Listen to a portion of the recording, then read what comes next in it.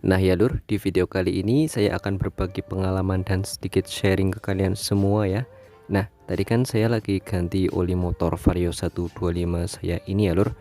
Dan awalnya itu nggak ada niatan sama sekali buat tak bikin konten ya. Ya karena sebelumnya itu udah pernah buat konten tentang ganti oli gitu ya lur. Nah tapi pas saya lagi ganti oli ini motor, tepatnya setelah olinya itu sudah selesai saya tap gitu ya. Nah, kok rasanya ada yang aneh ya dengan kondisi oli motor saya sebelumnya. Di sini saya pakai oli Shell biru ya. Nah, kenapa di sini saya bilang aneh? Dikarenakan olinya itu tersisa dikit banget, lur. Bisa dilihat ya, sisa olinya itu cuma segini ya, lur. Ini mungkin kalau dituang ke gelas itu cuma satu gelas saja, lur. Asli ini dikit banget ya. Nah, di sini saya nggak ada settingan sama sekali ya, lur. Ini real oli Shell biru ya, pemakaian 3000 km di Vario 125 New 2024 ya lur. Gila sih ini Vario kok bisa jadi vampir oli gitu ya lur. Untung cepet-cepet saya ganti untuk olinya ya, kalau nggak bisa-bisa itu motor saya gancet lur, bisa turun mesin gitu ya. Nah di sini saya tidak menyalahkan sepenuhnya ya buat si oli Shell biru ini, karena pasti ada faktor lain dari si motor saya tentunya ya. Karena sebenarnya ada beberapa part yang udah diganti seperti knalpot bobokan atau knalpot standar racing ya. Kirian CVT juga udah saya ganti ya beberapa seperti pir CVT, pir sentry dan roller ya lur. Kalau mesin motor sih masih standar pabrik ya.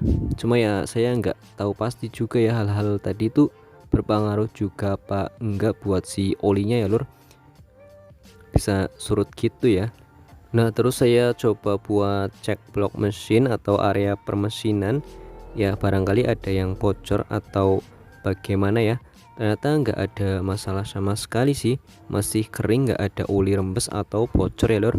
Nah kenapa saya sampai heran gini itu karena pas saya ganti oli Shell biru itu kan sebelumnya saya pakai oli MBX, dan waktu saya tap itu olinya masih cukup banyak, cuma memang udah hitam aja gitu ya. Dan dulu juga waktu penggantian oli MPX juga tiap 3000 km ya, itu malah lebih ya lur, kayaknya dari 3000 km.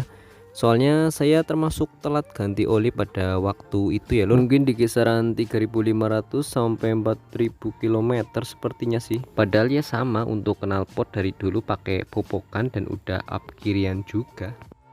Nah dikarenakan saya udah terlanjur beli oli Shell lagi, jadi dengan berat hati saya tetap pakai oli ini lagi ya lur.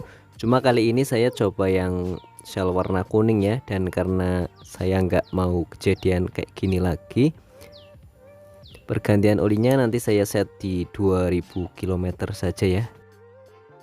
Jadi di sini adakah yang pernah ngalamin kayak saya, varionya jadi vampir oli gitu? Tulis di kolom komentar ya lur.